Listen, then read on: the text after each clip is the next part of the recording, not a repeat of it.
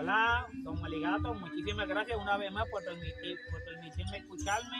Lo agradezco de todo corazón. Hoy le vengo a hablar de la vida. La vida para mí es un montón de eventos que nos pasan, los cuales debemos tomar diferentes decisiones.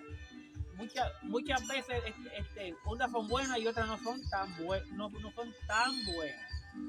No importa lo grande que sea o complicada, con inteligencia, paciencia, armonía, venceremos, confiando en el Todopoderoso que nos guíe por el mejor camino. Muchísimas gracias una vez más, de parte de Pupito Sal.